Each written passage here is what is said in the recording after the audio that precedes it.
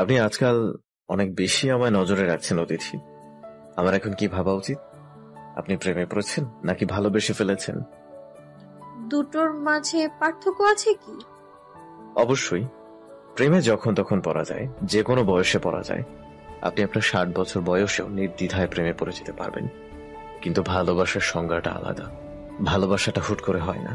কখনো প্রেমে পড়লেও ভালোবাসা হয়ে ওঠে না। বাড়ি থেকে পালিয়েছেন? আপনাকে দেখে মনে হচ্ছে যখন তখন জ্ঞান হারাবেন। আমি কি সাহায্য করতে পারি?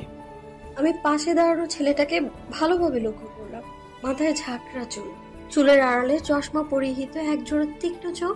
মোটা চশমার উপর থেকেও তার তীক্ষ্ণতা স্পষ্ট। দেখে ভদ্র পরিবারের ছেলে বলে মনে হচ্ছে, কিন্তু আমার সন্দিহান মন তাকে প্রশ্রয় দিতে চাইল না। তাই বললাম, আমি ঠিক আছি, ধন্যবাদ। ছেলেটা আমার কথা বুঝলো কিনা কি জানি, সে আশেপাশে তাকিয়ে সন্দিহান কণ্ঠে বলল, আপনার সাথে কেউ নেই? আপনার প্রেমিক বা বয়ফ্রেন্ড যেটাই বলুন, তিনি কোথায়? আমি বেশ বিরক্ত হলাম তার কথায়। আমার সাথে কেউ থাকুক বা না থাকুক, তার দিয়ে তার কি? আশ্চর্য। আমি বেশ জোরালো গলায় বললাম, আমার প্রেমিক নেই। আপনার ফেলে পালিয়ে গেছে নাকি কখনোই ছিল না? এবার আমি রোষাত্মক দৃষ্টিতে তার দিকে চাইলাম, চিবিয়ে চিবিয়ে বললাম, আগে কখনো ছিলই না। কেন? না থাকায় অন্যায় হয়েছে? ছেলেটা প্রথম হাসলো, নীরবে গা দুলিয়ে হাসলো।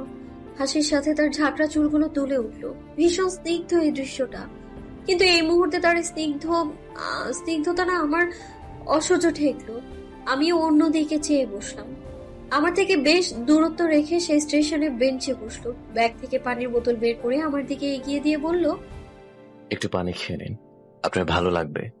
ছেলেটা যে কথা পুরোপুরি এড়িয়ে যাওয়ার চেষ্টা করছে বুঝলাম আমি নিলাম না তার দেয়া বোতল। এভাবে অচেনা কারো দেয়া কিছু খেয়ে নিজের সর্বস্ব হারাতে চাই না আমি। আজকাল কত গ্যাং বেরিয়েছে যারা ছলে বলে মানুষকে অজ্ঞান করে সর্বস্ব ছিনিয়ে নেয়।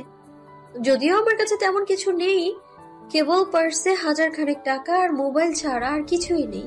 তবু সেই রিস্ক আমি নিতে চাইলাম না। দেখলাম ছেলেটা উঠে স্টেশনের চায়ের দোকানে গেল।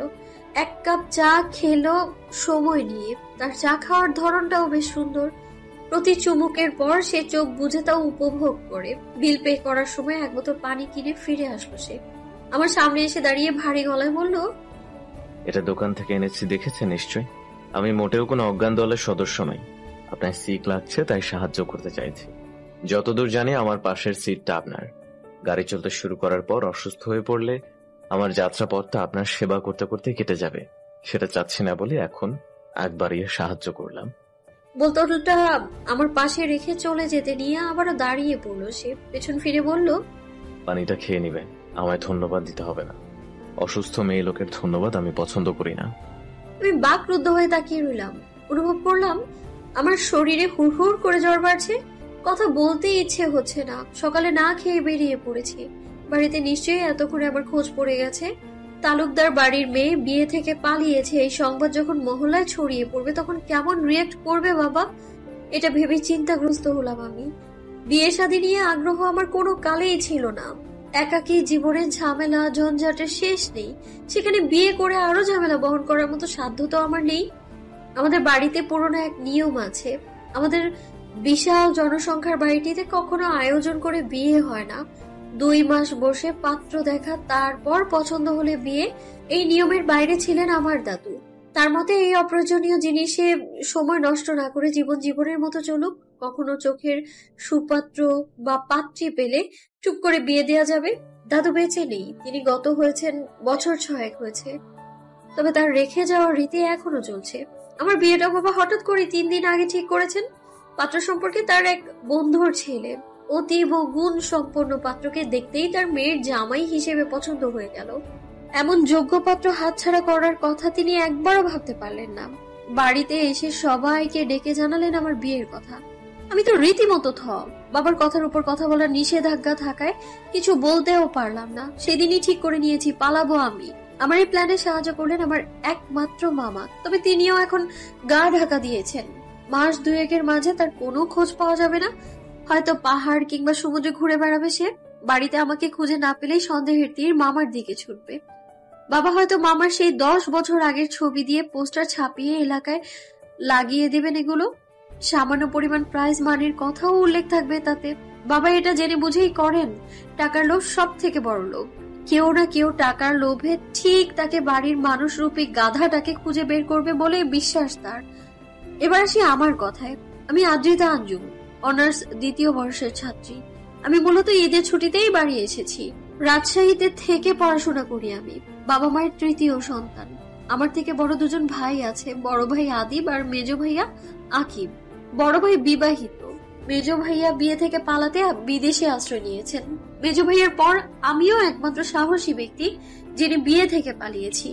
পালিয়ে মামার সাথে ছোটখাটো ট্যুরে যেতে চাইলেও সে চিন্তা আপাতত বাদ দিয়েছি আমি।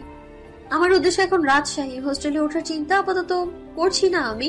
আমাকে খোঁজার জন্য বাবা সর্বপ্রথম আমার হোস্টেলে হানা দিবেন, সে কথা আমার জানা আছে। বর্তমানে আমার যাওয়ার জন্য সেফ জায়গা হচ্ছে রিক্তা আন্টির বাসা। বাবা কখনোই সেখানে আমায় খুঁজতে যাবেন না। এর পেছনে বিশাল এক রহস্য রয়েছে। রিক্তা আন্টির সাথে কোনো এক কালে বাবার প্রণয়ের সম্পর্ক ছিল, তবে সাহসের অভাবে বাবা দাদুকে তার সেই পছন্দের কথা জানাতেই পারলেন না। বাবার বিয়ে হয়ে গেল আমার মায়ের সাথে। রিক্তা আন্টি সে কথা জানতে পেরে সোজা আমার দাদুর সাথে দেখা করলেন। দাদুর সামনেই বাবার গালে কষে থাপ্পড় মেরেছিলেন। এর এক সপ্তাহখানেক বাদেই নাকি রিক্তা আন্টিরও বিয়ে হয়ে যায়। এই সবটা আমি মায়ের কাছ থেকে শুনেছি। কিন্তু কোনো এক কারণে আন্টি আমায় ভীষণ পছন্দ করেন। এখন ভাবছেন আমার সাথে রিক্তা আন্টির পরিচয় হলো কিভাবে, তাই তো? আসলে রিক্তা আন্টি আমার বাবার চাচাতো বোন, সেই সূত্রেই আমাদের পরিচয়। আমি এখন আন্টির বাসাতেই যাচ্ছি। আন্টির বাসার ঠিকানা মামা ম্যানেজ করে দিয়েছে আমায়। আন্টি আমায় দেখে কেমন রিয়াকশন দেবে তা ঠিক জানা নেই আমার। এটাও জানা নেই তার বাড়িতে থাকার পারমিশন পাবো কি না। তবে আমি আশাবাদী, 1 সপ্তাহ তার বাড়িতে থাকতে পারলেই বাকিটা ম্যানেজ করে নিতে পারবো। বাস এসে পড়েছে। ঝাঁকড়া চুলওয়ালাকে কোথাও দেখতে পেলাম না। আশেপাশে উকি দিয়ে তাকে খোঁজার চেষ্টা করলাম। দেখলাম কিছুটা দূরে দাঁড়িয়ে স্মোক করছেন তিনি। নাক কুচকে নিলাম। দেখতে ভদ্র হলেও স্বভাব মোটেও ভদ্র না দেখছি আমি। দুর্বল শরীরে উঠে দাঁড়ালাম আমি। পাশ থেকে জামা কাপড়ের ব্যাগটা তুলে সোজা বাসে উঠে পড়লাম। আমার সিট নাম্বার 16। জানালার পাশের সিটটা 15 নাম্বার। এটা নিশ্চয়ই ঝাঁকড়া চুলওয়ালার। আমি জানালার পাশেই বসলাম। যতটুকু মনে হচ্ছে এই সিট নিয়ে তিনি খুব একটা ঝামেলা করবেন না। তিনি উঠলেন সবার শেষে, বিনা বাক্যে এসে পাশের সিটে বসলেন। সিট বদলানোর ব্যাপারে কোনো কথাও বললেন না। আমার একটু অস্বস্তি হলো। যতই হোক, তার সিট এভাবে দখল করার জন্য একটা সরি অন্তত বলা উচিত। বাস ততক্ষণ ছেড়ে দিয়েছে। আমি বেশ সময় নিয়ে বললাম, আপনি কি সিটের জন্য রাগ করেছেন? আসলে আমি জানালার বাইরে না তাকিয়ে বাস জার্নি করতে পারি না। মাথা ঝিমঝিম ধরে যায়, বমি হয়। আপনাকে অসুবিধায় ফেলতে চাই না আমি। এই জন্যই আপনার পারমিশন ছাড়া এখানে বসেছি। কোনো উত্তর এলো না। এবার আমি ঘাড় ঘুরিয়ে তার দিকে তাকালাম। সিটে হেলান দিয়ে চোখ বন্ধ করে রেখেছেন তিনি। কানে হেডফোন। ঘুমিয়ে পড়েছে নাকি? মেজাজটাই খারাপ হয়ে গেল আমার। কতগুলো কথা অযথাই ব্যয় করলাম আমি। তার প্রতি হওয়া সামান্য অপরাধ বোধটাও মুহূর্তেই ধূলিসাৎ হয়ে গেল। ঠিক করলাম একে আর সরি বলে লাভ নেই, যা হওয়ার হয়ে গেছে। কিন্তু তখনই তিনি বললেন, আপনি খুব অধৈর্য নারী। নারীদের ধৈর্য হবে আকাশ সমান, কিন্তু আপনার ভেতর ছিটে ফোটাও নাই। এটা দুঃখজনক। অতীব সত্যি এই এক কথাখানার জবাব আমি দিতে পারলাম না। বাসের জানালা থেকে বাইরে তাকিয়ে রইলাম নিশ্চুপ ভাবে। তিনিও আমাকে আর ঘাটালেন না। একইভাবে চোখ বন্ধ করে বসে রইলেন। আমার ফোনে কল এলো। মামা কল করেছে। কল ধরতেই মামার হাস্যোজ্জ্বল কণ্ঠস্বর কানে এলো। কিরে বাচ্চা, কত দূর? আমি ঠোঁট উল্টে জবাব দিলাম, মাত্র 20 মিনিট হলো গাড়ি ছেড়েছে, এখনো বেশ দেরি। তুমি কোথায় আছো? আমার কথা বাদ দে। তোর বাপ কি করেছে জানিস? আমার নামে মামলা করছে। ভাবতে পারছিস কোন লেভেলের মির্জাফর তোর বাপ? ছোট থেকে কুলে পিঠে করে তোকে মানুষ করলাম আমি, আর তার প্রতিদান এই দিল? আমি অবাক হলাম না। বাবার পক্ষে এটা করা অসম্ভব ব্যাপার নয়। মামাকে সে আগেই বলে রেখেছিল, মামা যদি আর কোনো ঝামেলা বয়ে আনে তার ঘাড়ে, তাহলে সে মামাকে হাজতে পাঠাবে। আমি ছোট করে শ্বাস ফেলে বললাম, তুমি জানলে কিভাবে এত সব? তোর পালানোর পিছনে আমার কোনো হাত নেই, এটা প্রমাণ করতেই আমি নিজে তোর বাপকে কল করেছিলাম। তোর নতুন সিমের নাম্বারটাও তাকে দিয়েছি। তুই রাজশাহীতে যাচ্ছিস এটাও আমি বলেছি। মুখ ফসকে বাসের নাম্বারটা বলে দিয়েছি। কেবল কার বাড়িতে যাচ্ছিস সে কথা বলিনি। কিন্তু বেটা তার আগে আমার বিরুদ্ধে মামলা করে ফেলছে। আমি আঁতকে উঠলাম। চাপার রাগে ছলকে উঠল মস্তিষ্ক। মামাকে বললাম, কি করেছো তুমি বুঝতে পারছো? অবশ্যই বুঝতে পারছি। তোর বাপের মতো খাটো মস্তিষ্ক না আমার।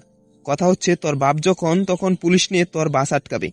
তোর উচিত এখনই বাস থেকে নামে পড়া, ডিরেক্ট রাজশাহী না যেয়ে ভেঙে ভেঙে যাওয়া। তোর বাপের পক্ষে ওভাবে তোকে খুঁজে বের করা সম্ভব হবে না। আমি উদ্ভ্রান্তের মতো বাসের জানালা থেকে উঁকি দিলাম। পেছন থেকে কেউ আমায় টেনে সিটে বসিয়ে দিল। তাকিয়ে দেখলাম ঝাঁকড়া চুলের অধিকারী মানুষটা কপাল কুঁচকে বিরক্ত চোখে তাকিয়ে আছে। বেশ বিরক্ত গলায় বলল, মরতে চাচ্ছেন? অন্য কোনো ওয়েতে মরুন। এভাবে মরলে আজ আর আমার বাড়ি ফেরা হবে না। বুঝতেই পারছেন পুলিশের একটা ব্যাপার আছে, কিন্তু আমার বাড়ি ফেরাটা খুব জরুরি। ফোনের ওপাশ থেকে মামা বললেন, তোর পাশে কে? আমি জবাব দিলাম, একটা খারজ লোক। তার প্রতি কথায় জ্ঞান ঝরে পড়ে। মামা ওপাশ থেকে হু হা করে হাসলেন। হাসতে হাসতে বললেন, তোকে শেষবারের মতো একটা উপকার করি বাচ্চা, তুই ওই লোকের সাথেই পালিয়ে যা, নয়তো ওই লোককে নিয়ে পালিয়ে যা। না যেতে চাইলে হুমকি দে। তুই তোর বাপের মেয়ে হয়ে এটুকু তো করতে পারিস।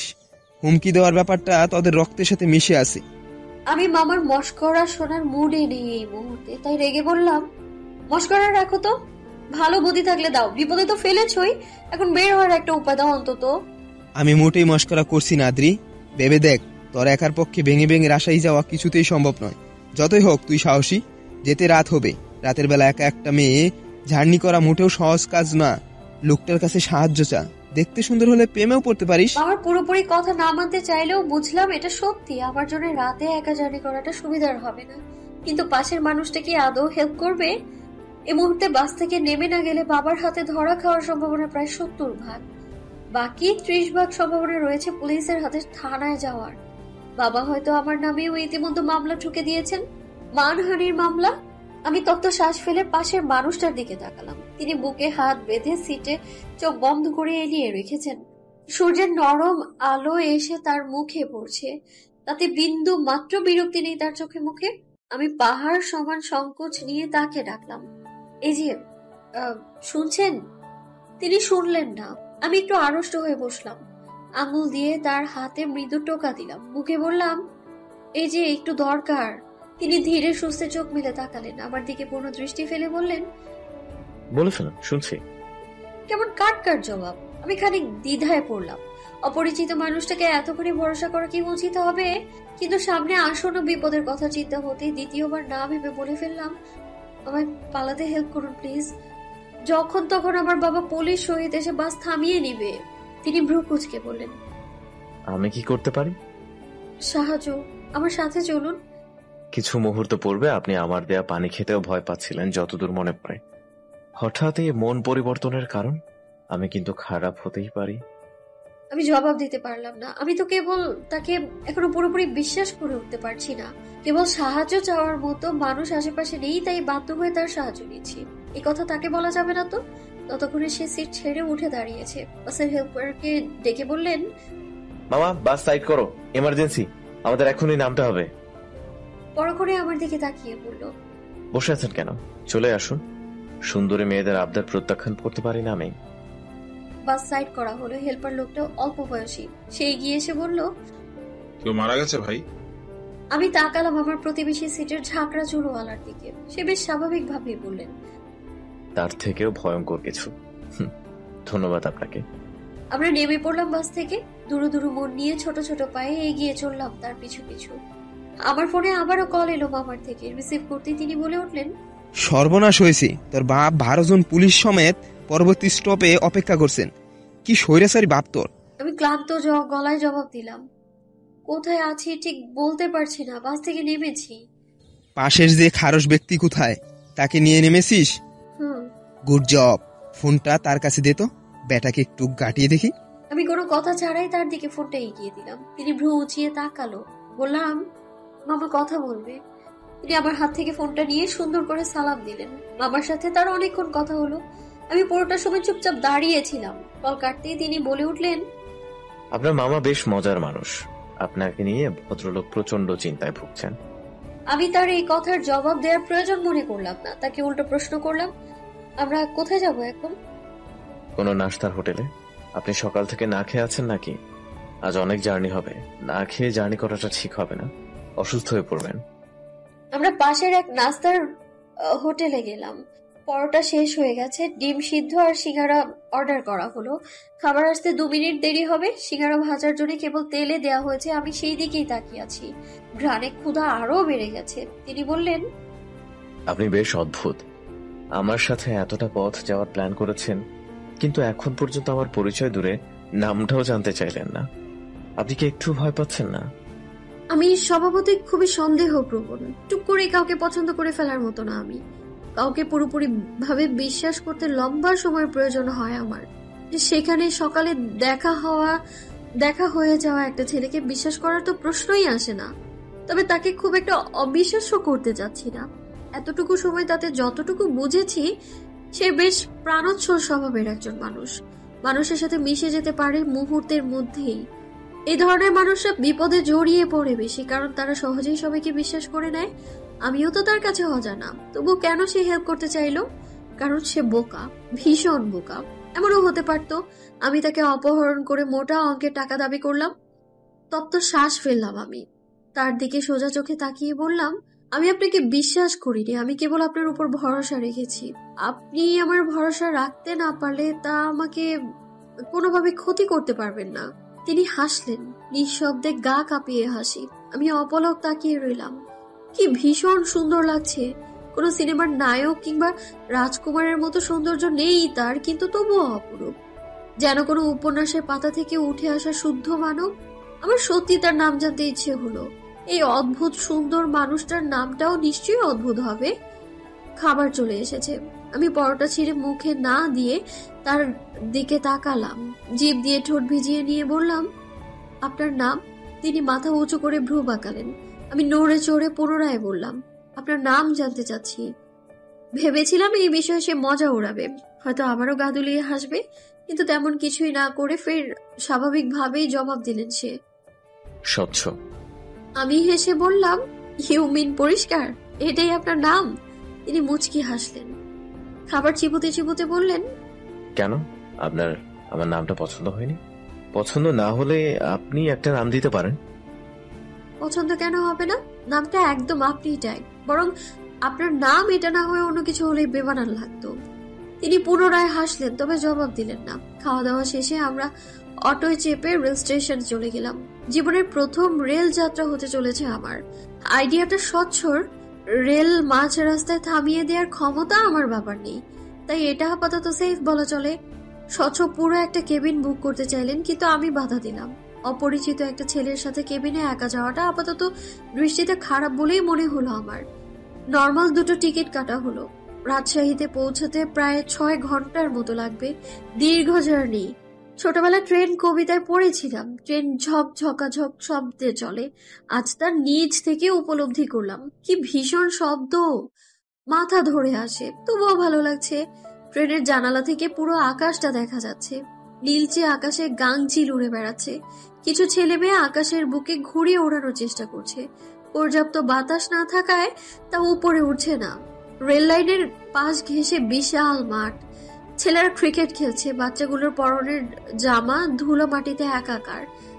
এমন জীবন আমি কখনো উপলব্ধি করতে পারিনি। ছোট থেকে বেড়ে ওঠা 4 দেয়ালের মাঝে নানা নিয়ম কানুনে ঘেরা এক পরিবেশ।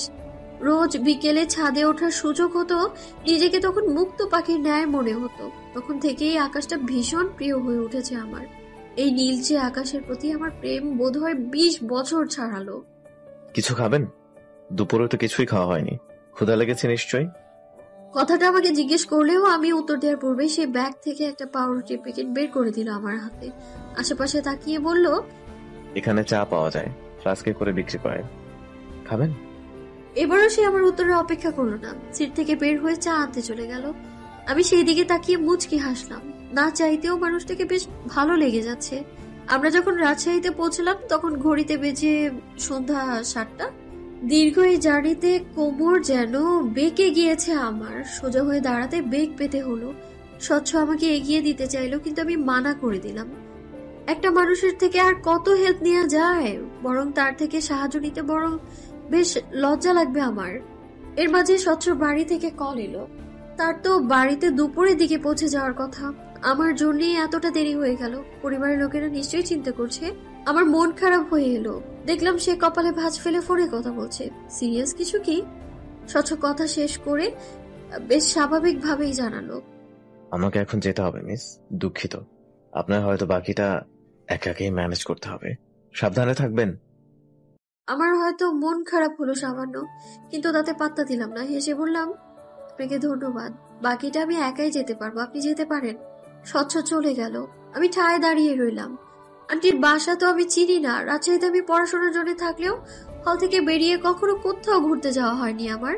কাজেই এই শহরে কিছুই আমার চেনা না। আমি আরো কিছুক্ষণ দাঁড়িয়ে রইলাম। খানিক ভাবনা চিন্তা করে অটো ঠিক করলাম। মামা আমাকে যে ঠিকানাটা দিয়েছিল সেটা মনে পড়তেই নিজেকে হালকা লাগলো। রক্ষণশীল পরিবারের মেয়ে হওয়ায় একা একা যাতায়াত করার সৌভাগ্য হয়নি কখনো আমার। আজ এতটা পথ পরিবারকে না জানিয়ে এসে এখন খানিকটা ভীতি অনুভব করলাম। একা চলাটা কতটা কঠিন আমার জন্য ভাবতেই বুক শুকিয়ে আসছে আমার। অটো ভাড়া নিল 200 টাকা। এতটুকু পথে এতটা ভাড়া। যে বিল্ডিং এর সামনে অটো থেমেছে তা মূলত 5 তলা বিশিষ্ট। এর 3য় তলায় আন্টি থাকেন, এমনটাই জানিয়েছে মামা। মামার সংবাদ কখনো ভুল হয় না। সত্যিই ভুল হলো না। আন্টি আমায় দেখে ভীষণ অবাক হয়েছেন, সাথে খুশিও হয়েছেন। আমার 1 সপ্তাহ থাকার জায়গা বেড়ে 1 মাসে ঠেকলো। মাঝে মামা কল করেছিল 2 বার, জানিয়েছে বাবা তার উপর থেকে মামলা তুলে নিয়েছে। সেই খুশিতে সে সামনের সপ্তাহে শ্রীমঙ্গল যাচ্ছে। মামা অল্প কিছু টাকাও পাঠিয়েছে আমার হাত খরচের জন্য। এই 1 সপ্তাহ আমি পুরো ঘরে বসেই কাটালাম।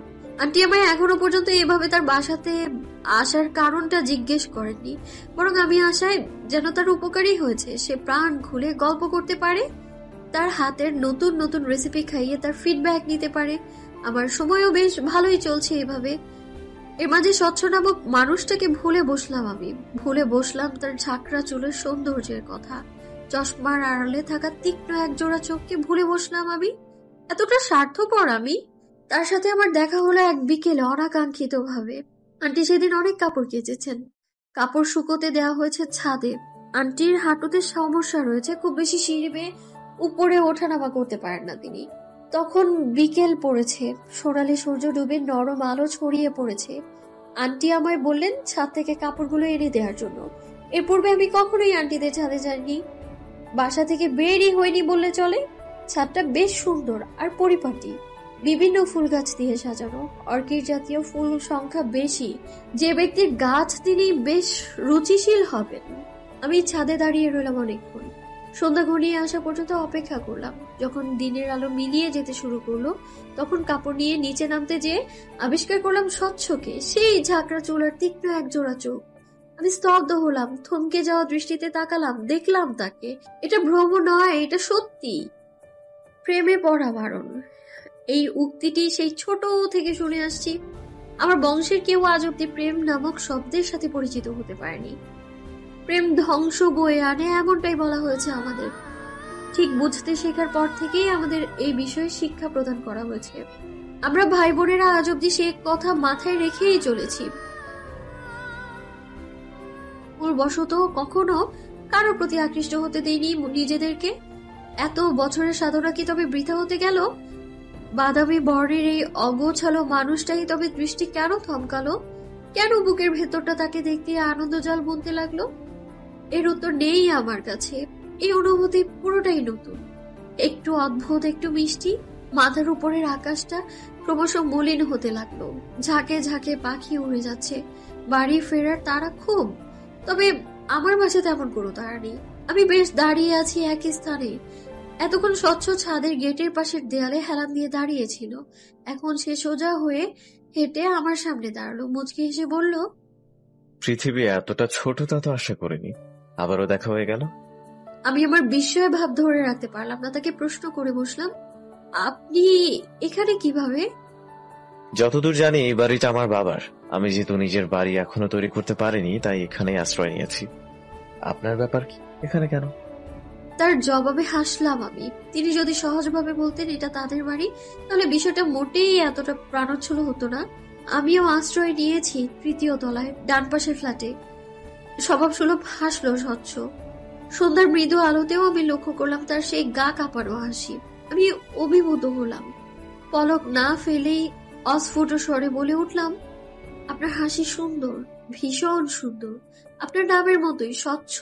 স্বচ্ছ চমকালো না, তার হাসির প্রশংসা করায় খুব একটা খুশি হলো তেমনটাও না। স্বচ্ছ কপাল কুঁচকে বলল, তাই নাকি? আমার মনে হতো আমি হয়তো রাক্ষসপুরী রাক্ষসদের মতো হাসি, ভয়ঙ্কর হাসি। ছোট বাচ্চাদের সামনে আমি হেসে ফেললে তারা চিৎকার করে কাঁদতেই শুরু করে। আমার এই ভয়ঙ্কর হাসিতে সৌন্দর্য খুঁজে বের করা মেয়েটার চোখ জোড়া নিশ্চয়ই ভীষণ সুন্দর। আপনার চোখ জোড়া একটু কাছ থেকে দেখতে পারে? আপনার সুন্দর চোখ জোড়া দেখার লোভ খুব ইচ্ছে হচ্ছে। স্বচ্ছ হঠাৎ করে আমার খুব নিকটে এসে দাঁড়ালো। আমি চমকে গিয়ে পেছনে গেলাম এক পা। হাত থেকে 2-4টা কাপড় পরেও গেল। লক্ষ্য করলাম চশমার আড়ালে থাকা চোখ দুটো কুঁচকে এসেছে। স্বচ্ছ নিভু গলায় বলল, পেছালেন কেন? অন্ধকারে দেখা যায় না। সে আবারও এক পা এগোলে আমি পুনরায় পেছাতে গেলে সে বলে ওঠে, নড়বেন না, 1 মিনিট সময় দিন। আমি সত্যিই নড়লাম না, ঠায় দাঁড়িয়ে রইলাম। 1 মিনিট পার হলেও নড়বার বিন্দু মাত্র শক্তি পেলাম না আমার মাঝে। স্বচ্ছ নিজেই সরে দাঁড়ালো।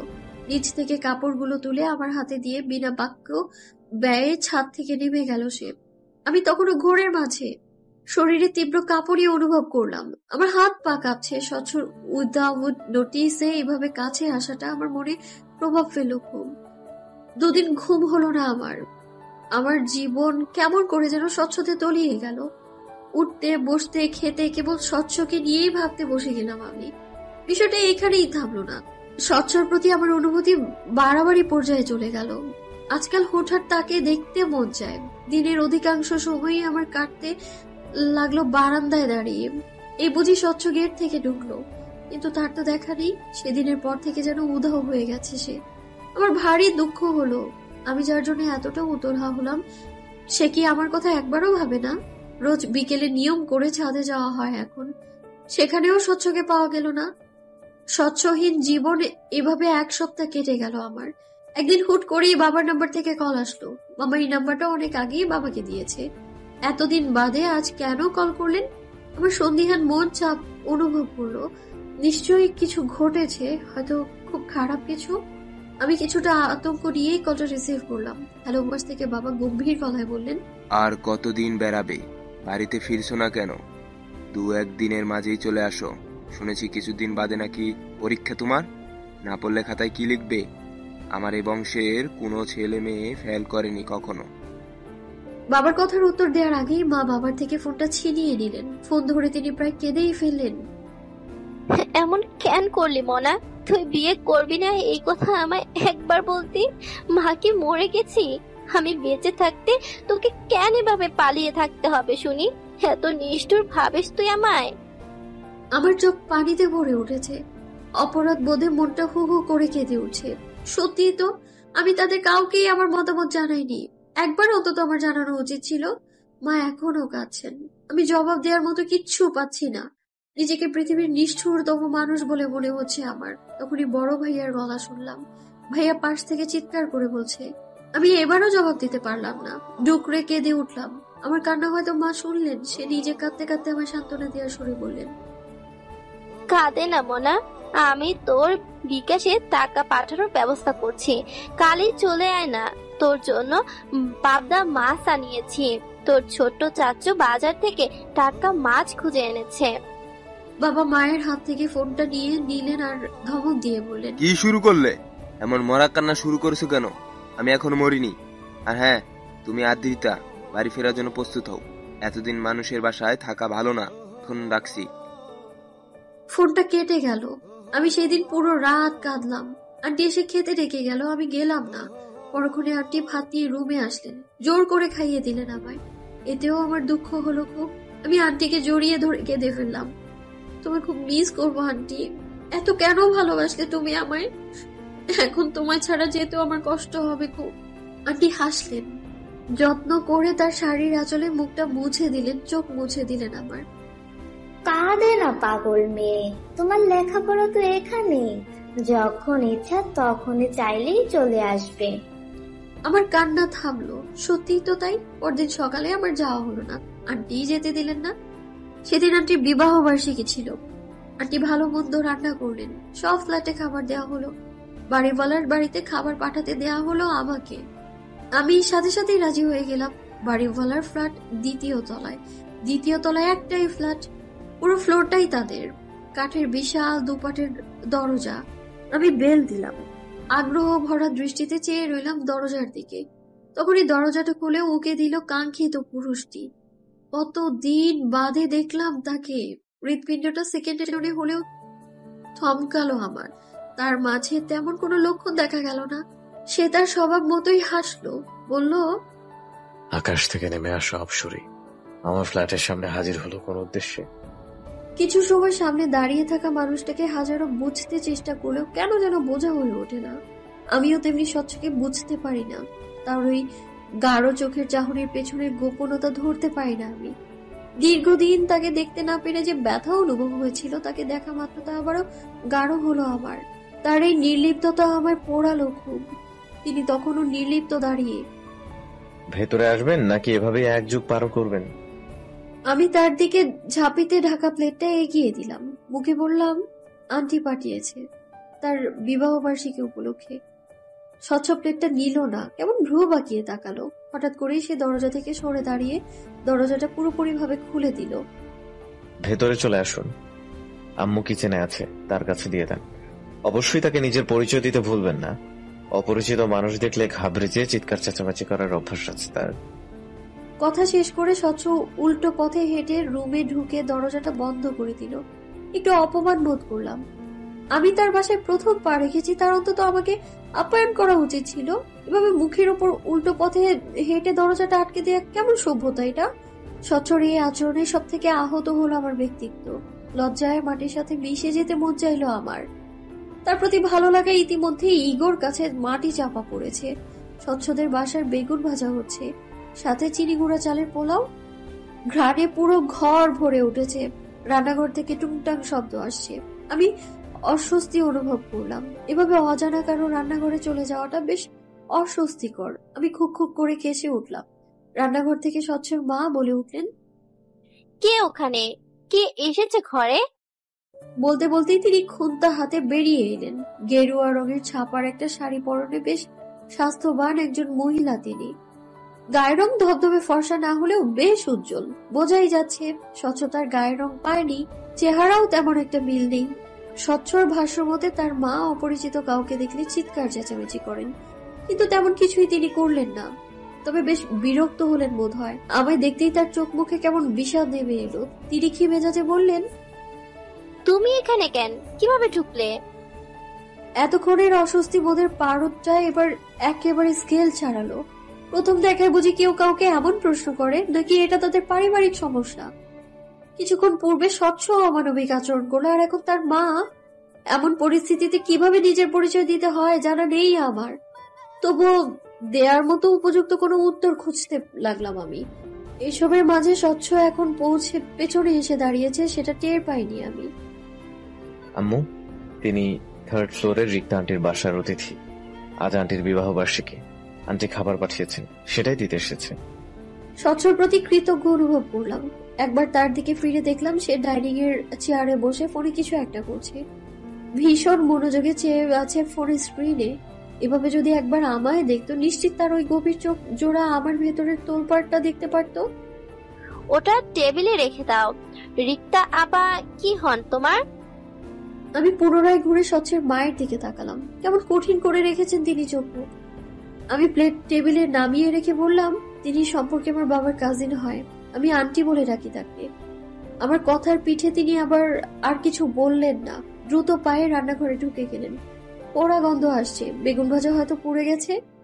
স্বচ্ছ অতিথিকে দাঁড় করিয়ে না রেখে সোফায় বসতে দে। এই দুপুরে তো চা দেওয়া যাবে না। আমি শরবত বানাচ্ছি, চিনিটাও শেষ। দোকান থেকে 1 কেজি চিনি আন। তোর বাপটা সকালে বের হলো, আর খোঁজই নেই। বাজার করতে হবে যে, সে চিন্তা আছে তার। ভদ্রমহিলা আরো কিছু বিলাপ করলেন। আমি চুপচাপ দাঁড়িয়ে রইলাম। এখান থেকে চলে যাওয়ার বাহানা খুঁজলাম। এতটা অস্বস্তিতে এর আগে কখনোই পড়িনি আমি। স্বচ্ছ চেয়ার ছেড়ে উঠে দাঁড়িয়েছে। চলে আসুন মিস অতিথি, আপনার আপ্যায়ন করার সামান্য সুযোগ দেন এই মানবকে। বলেই তিনি হেসে হাতের ইশারা করলেন বসার ঘরের দিকে। আমি কথা না বলে তাকে অনুসরণ করলাম। আমায় বসার ঘরের সোফায় বসতে বলে স্বচ্ছ বেরিয়ে গেল। হয়তো দোকানে গেছে চিনি আনতে। এত বড় ফ্ল্যাটে আমি আর কোনো জীবন্ত প্রাণের অস্তিত্ব অনুভব করতে পারলাম না। এই পরিবারের সদস্য সংখ্যা কি কেবল 3 জন? মাথার উপরের ফ্যানটা বেশ শব্দ করে ঘুরছে। বেশ পুরনো হলেও নতুন করে রং করা হয়েছে ফ্যানের গায়ে। কথায় আছে না, পুরনো জিনিস খাঁটি হয় বেশ। ফ্যানটা শব্দ করলে ঘুরলেও বাতাস হয় দারুণ। আমি বেশ মনোযোগ দিয়ে আশেপাশে তাকালাম। ঘরের আসবাবপত্রগুলো সবই বেশ পুরাতন। সোফার পাশে 4 তাকে ছোট্ট একটা শোকেস, তাতে কেবল পুরনো সময়ের ক্যাসেট সাজিয়ে রাখা। এ পরিবারে কেউ একজন রয়েছেন যিনি সঙ্গীত প্রিয়। শোকেসের উপরেই রয়েছে ক্যাসেট প্লেয়ার। সোফার অন্য পাশে ছোট্ট টেবিলে রয়েছে একটা ফুলদানি, তার পাশেই টেলিফোন। আজকাল খুব কম বাড়িতেই টেলিফোনের ব্যবস্থা আছে। বুঝলাম এই যুগে এসেও স্বচ্ছদের জীবন ধারণা বেশ পুরাতন ধাঁচের। স্বচ্ছ ফিরে এলো মিনিট 10 পর। আমাকে দেখি মুচকি হেসে বলল, অনেক অপেক্ষা করালাম নাকি? রাগ করবেন না অতিথি, দোকানপাট প্রায় সব বন্ধ এই সময়, তাই দেরি হলো। দেখলাম স্বচ্ছ বেশ ঘেমে গেছে। মেরুন রঙের টি শার্টটার পিঠের দিকটায় ভিজে গায়ের সাথে লেগে আছে, মুখেও বিন্দু বিন্দু ঘাম। সে আমার থেকে কিছুটা দূরত্ব রেখে বসলো, চোখ থেকে চশমাটা খুলে টিস্যু দিয়ে মুখটা মুছলো। এই প্রথম আমি তার চোখ জোড়া চশমা বিহীন দেখলাম।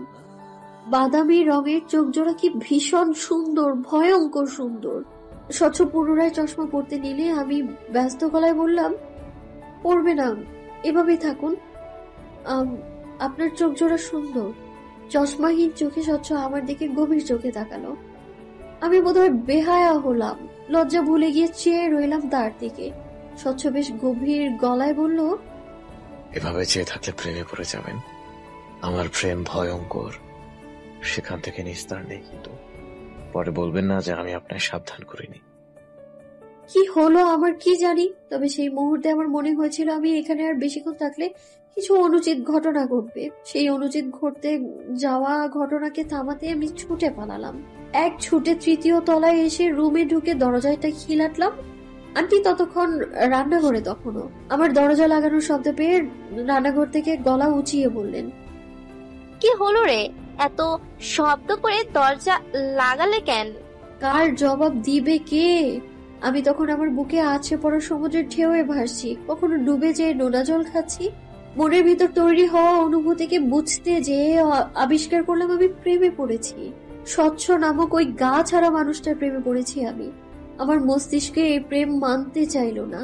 এমন নির্লিপ্ত মানবকে প্রেমিক রূপে তো মোটেও পছন্দ করছে না সে। কিন্তু মন কি মস্তিষ্কের কথা শোনে? সে তো চলে তার নিজস্ব তালে, নিজস্ব স্রোতে। আমার মনও তাই করলো, মস্তিষ্ককে তুচ্ছ করে স্বচ্ছর প্রেমে ডুব দিল সে। তবে আমার ভয় হলো, যদি কিনারা খুঁজে না পাই তবে উপায়। আমার বাড়ি ফেরা হলো না। বাবা কল দিয়েছিলেন, আন্টি পই পই করে বলে দিয়েছেন আজ অতি বিশেষ দিন, আজ কিছুতেই তিনি আমায় ফিরতে দিবেন না। বাবাও আর জোর দিল না, আগামীকাল ফিরে যাওয়ার জন্য বলে কলটা কেটে দিলেন। রাজশাহীর বুকে বিকেল নেমেছে, মিষ্টি রোদ হেলে পড়েছে পশ্চিম দিকে। রুমের খোলা জানালা থেকে লাল হলদেটে রঙের রোদ এসেছে মেঝেতে গড়াগড়ি খাচ্ছে। আমি এক মনে চেয়ে চেয়ে তা দেখলাম। উঠে যেয়ে জানালাটা খুলে দিলাম পুরোটা। মুহূর্তে সোনালী আলোয় ঘরটা ঝলমলিয়ে উঠল। আমার ঘরে তাদের সাদরে আমন্ত্রণ করায় যেন বেশ প্রফুল্ল হয়ে উঠেছে তারা। তখনই আন্টি এলো রুমে, হাতে একটা শপিং ব্যাগ, পরনে তখন বাসি কাপড়, নাকে মুখে ঘাম চিকচিক করছে। কাজের চাপে গোসল করার সময়ই পায়নি। তিনি আমার বিছানায় এসে বসলেন, মলিন মুখে বললেন, কাল যাচ্ছ? আমি মুচকি হেসে বললাম, এছাড়া উপায় নেই তো, বাবাকে তো চেনো, এরপর নয়তো বাড়ির দরজা চিরতরে আমার জন্য বন্ধ হয়ে যাবে। তাছাড়া এক্সামও ঘনিয়ে এসেছে, বই খাতা সব বাড়িতে, না গেলে হচ্ছে না বললেই চলে। আন্টি মাথা নাড়লেন, মলিন হেসে বললেন, তুমি কেন যে আমার মেয়ে হলে না? তুমি চলে গেলে রুমটা ফাঁকা হয়ে যাবে, আমি আবারও একা হয়ে যাব। তোমায় যেতে দিতে ইচ্ছে হচ্ছে না, আবার জোর করে রেখে দেওয়ার অধিকারও নেই আমার। আন্টির চোখ ছলছল করছে। আন্টির কোনো সন্তান নেই, আমায় তিনি এই কয়দিন নিজের সন্তানের মতো করে রেখেছেন। এই মানুষটাকে রেখে যেতে আমারও কষ্ট হবে। তুমি কি বোকা আন্টি? আমি যাচ্ছি অল্প দিনের জন্য, আবার তো সেই তোমার নাগালের কাছেই চলে আসবো। যখন তখন চলে আসবো তোমার হাতের রান্না খেতে, তখন বিরক্ত হয়েও লাভ নেই। তোমায় বিরক্ত করা আমি এই জনমে বন্ধ করবো না। আন্টি হাসলো, শপিং ব্যাগটা এগিয়ে দিয়ে বলল, আমার তো কোনো মেয়ে নেই, তাই কখনো মেয়েদের জন্য শপিং করা হয়নি। তোমাদের বয়সী ছেলে মেয়েদের পছন্দ অপছন্দ সম্পর্কে অতটাও বুঝি না, তার উপরে বয়স হয়েছে। এখন কি আর অত বুঝ আছে? দেখো তো কেমন কিনেছি। আমি মুচকি হেসে ব্যাগটা খুললাম। ভেতরে সুতার কাজ করা চমৎকার একটা শাড়ি, আসমানি আর গাঢ় নীলের কম্বিনেশনের শাড়িটা একদম চোখ ধাঁধানো। আমি আপ্লুত হলাম। আন্টিকে এক হাতে জড়িয়ে ধরে বললাম, কে বলেছে তুমি বুড়িয়ে গেছো? তোমার চোখটা এখনো পুরীর ঘরে আটকে আছে। রোদ যখন একদম বিলীনের পথে, তখন আমি ছাদে গেলাম। কয়েকদিনেই এই ছাদটার মায়ায় পড়ে গিয়েছি আমি। এই যে ফুল, মাথার উপরে এক খণ্ড আকাশ, মৃদু হালকা বাতাস, সবই যেন এই বাড়ির একটা অংশ।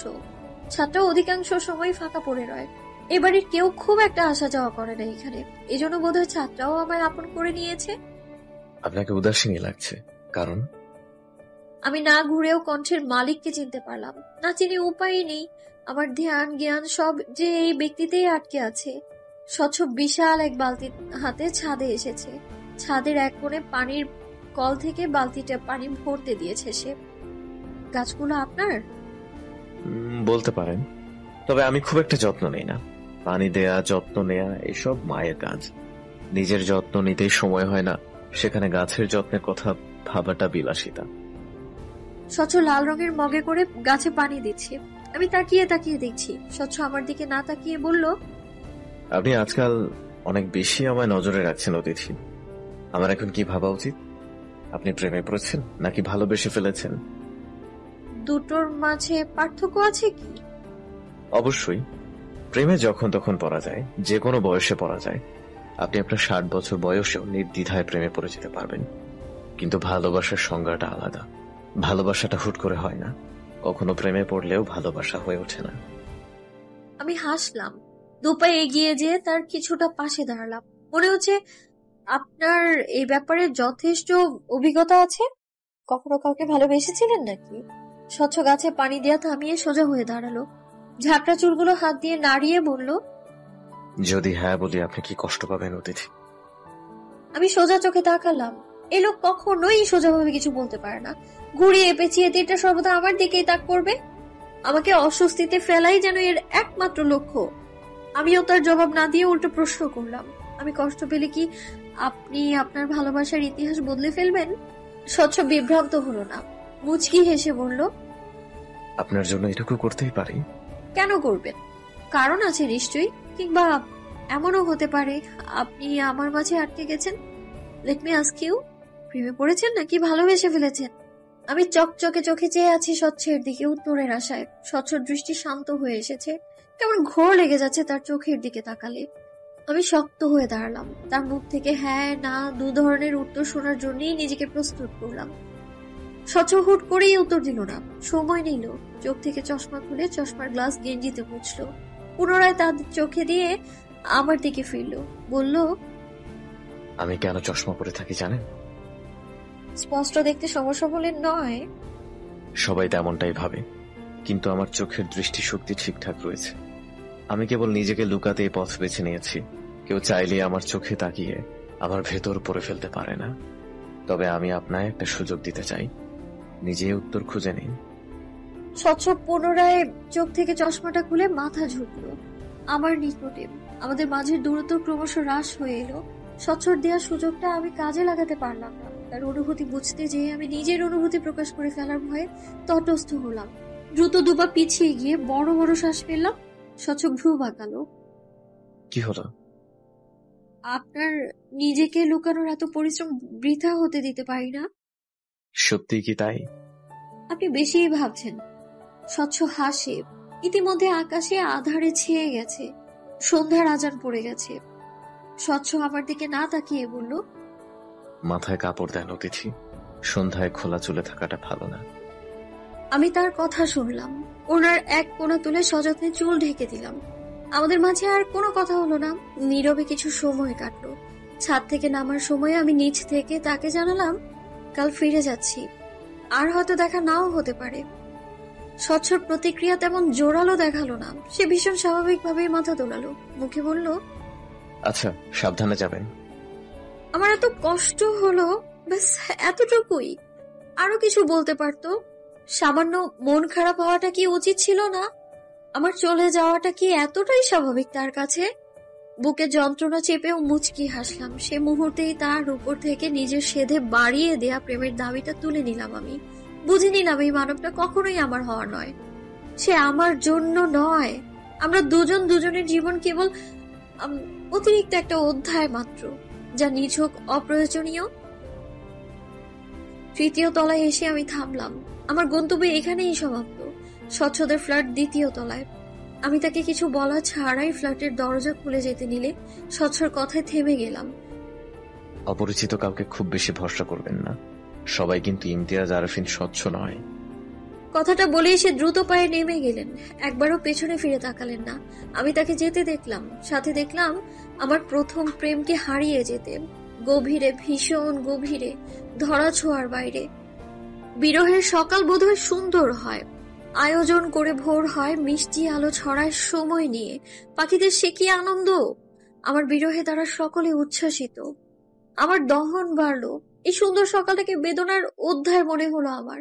আমি এই নৃশংস অনুভূতি থেকে পালাতে সূর্য ওঠার পূর্বে ফিরে যাওয়ার জন্য মনস্থির করলাম। আন্টি কত করে বলল বেলা হোক একটু, তারপর না হয় যাওয়া যাবে, কিন্তু আমি শুনলাম না। শোনার মতো মানসিকতা নেই আমার। আন্টি হার মানলেন, হয়তো খানিক মন খারাপও করলেন। আমি বুঝেও বুঝতে চাইলাম না। আমার ভেতরে যে অনল বোঝে তা বয়ে নেওয়াটা আর সম্ভব হচ্ছে না। আঙ্কেল আমাকে স্ট্যান্ড পর্যন্ত পৌঁছে দিতে চাইলেন, আন্টি বাধা দিলেন। তিনি নিজেই আমার সাথে স্ট্যান্ড পর্যন্ত এলেন। তখন সকাল প্রায় 8টা। শহরের রাস্তায় ততক্ষণে মানুষের আনাগোনা বাড়ছে। আকাশ চিরে সূর্যের মিষ্টি আলো নামতে শুরু করেছে। আমার বাস ঠিক 9টায়। এই 1 ঘন্টা আন্টি আমার সাথে বসে রইলেন, কোনো কথা বললেন না। ঠিক বাসে ওঠার আগ মুহূর্তে বললেন, তুমি বুদ্ধিমতী মেয়ে আদ্রি, আবেগ দিয়ে কখনো কোনো পরিস্থিতি নিয়ন্ত্রণে আনতে পারবে না, তাই বিবেক দিয়ে ভাবার চেষ্টা করবে। বোকা সিদ্ধান্ত নিবে না কখনো। একটা ভুল সিদ্ধান্ত আমাদের জীবনের চলার পথ বদলে দেয়। আশা করি আমার এই কথাগুলো স্মরণে রাখবে। আন্টির কথা তখন না বুঝলেও বুঝলাম 2 দিন পর। সেদিন আমাদের বাড়িতে অতিথি আসার কথা। ছোট চাচির বাবার বাড়ির লোকজন আসবে। ছোট চাচা বিয়ে করেছেন, মাস 3 হবে। এবারই প্রথম তার শ্বশুর বাড়ির লোকজন এই বাড়িতে আসতে চলেছে। নিজেদের খানদানি বংশের পরিচয় তুলে ধরতে বিশাল আয়োজন করে রান্নার আয়োজন হয়েছে, বাবুর্চি আনা হয়েছে। সকাল থেকে বাজার থেকে বড় একটা খাসি কিনে এনেছে বাবা। বাড়ির হেসেলেও রান্না হচ্ছে, পায়েস, সেমাই, জর্দা, ভাত। আশেপাশের 2-4 বাড়ি পর্যন্ত গ্রানে মম করছে। সূর্য ওঠার আগে এ বাড়িতে হাড়ির টুংটাং শব্দ শুরু হয়ে গিয়েছে। আমার ঘুম ভাঙলো সবার হুড়োহুড়ির শব্দে। আমার ঘরটা দোতলার শেষ প্রান্তে। এই বাড়ির সকল ছেলে মেয়েদের ঘর দোতলায়। নিচ তলায় বাড়ির মুরব্বীদের ঘর, অর্থাৎ বাবা, মা, চাচা, মামা, তাদের। কাজের লোকেদের জন্যও নিচ তলাতেই থাকার ব্যবস্থা করা হয়েছে। আমরা মোট ভাই বোন 12 জন। আবার বাবারা 4 ভাই, ফুপু আছেন 2 জন। তবে কোনো এক কারণে তাদের সাথে ভালো সম্পর্ক নেই।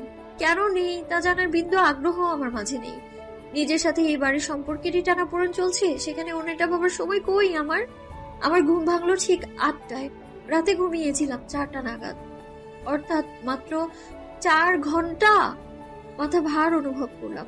বাহির থেকে স্বামীর কণ্ঠ শোনা যাচ্ছে। সে চিৎকার করে কেউ একজনকে বলছে, বেটা যা বলি তাই কর, এত বুঝিস কেন? বাড়ির পেছনে মেজো চাচা জানাচ্ছেন, তার কাছে দিয়ে আমি চোখ খিচে বন্ধ করে নিলাম। ব্যর্থ চেষ্টা করলাম আরো কিছুটা সময় ঘুমানোর। তখনই সাবিনা হুড়মুড়িয়ে আমার রুমে ঢুকলো। আমি কপালে ভাঁজ ফেলে তাকাতেই ও শুকনো হেসে বলল, আপা তোমার কাছে হেয়ার ড্রায়ার আছে? আমারটা নষ্ট হয়ে গেছে। 9টায় ক্লাস আছে, চুল না শুকিয়ে বের হতে দেবে না আম্মা। এ বাড়ির কেজি খানেক নিয়মের মাঝে অন্যতম নিয়ম হলো ভেজা চুলে বাইরে না যাওয়া। এর কোনো যুক্তিসঙ্গত কারণ নেই, তবুও নিয়মের তালিকাভুক্ত করা হয়েছে। উঠে বসলাম আমি। এ পরিবেশে আর যাই হোক ঘুমানো সম্ভব না।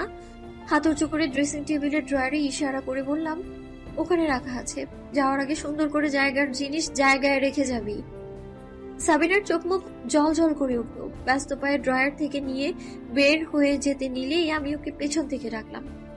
বাড়িতে এত হুড়োহুড়ি কিসের রে? কারো বিয়ে টিয়ে নাকি? ছোট চাচা জানার শ্বশুর বাড়ির লোকজন আসবে শুনলাম।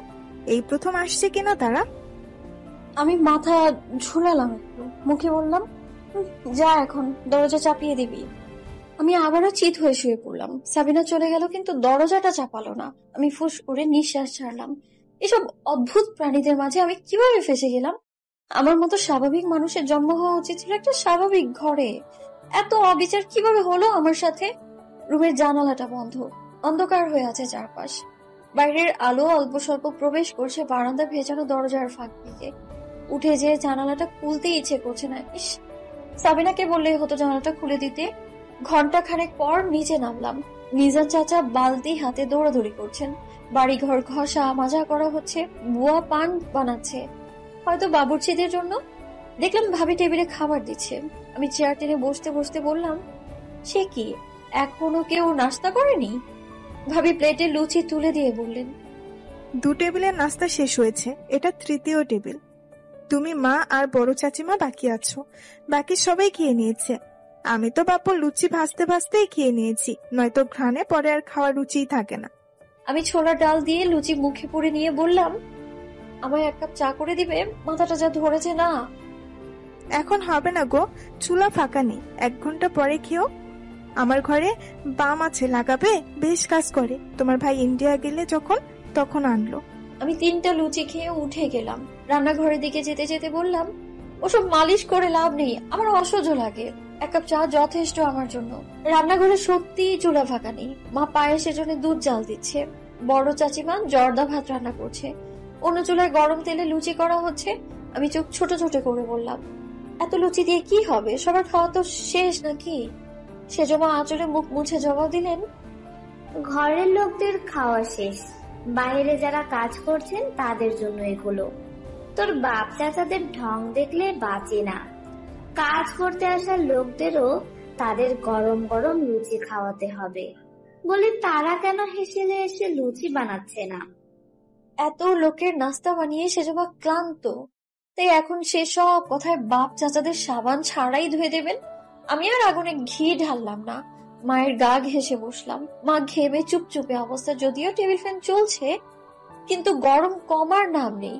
অনুভব করলাম মায়ের ঘামের গন্ধ আমার বিরক্ত লাগছে না। এই ঘামের গন্ধটাও কেমন আপন, একটু বেশিই আপন। কি হয়েছে, এই গরমে বসে আছিস কেন? আমি মায়ের আরো গা ঘেঁষলাম, নিচু গলায় বললাম, ঘুম হয়নি, মাথা ব্যথা করছে খুব। বাইরে যা, দেখ তোর বাপ চাচারা কি করছে। দুধটা জাল হয়ে গেলে আমি চা করে দিচ্ছি। এখান থেকে বের হ, গরমে মাথা বেশি ব্যথা করবে। আমি নড়লাম না। আরো 2 মিনিট ওভাবেই বসে রইলাম। কতদিন মাকে এভাবে জড়িয়ে ধরে থাকা হয় না।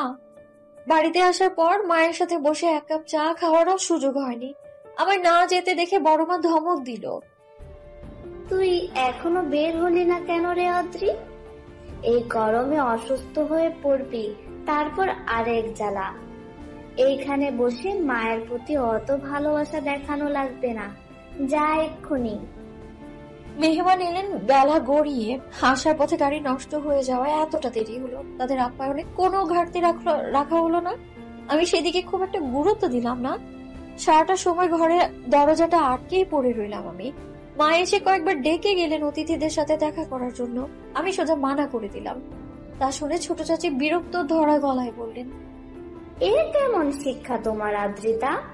মেহমানদের সাথে 2-1টা কথা বলাও কিন্তু শিক্ষার অংশ।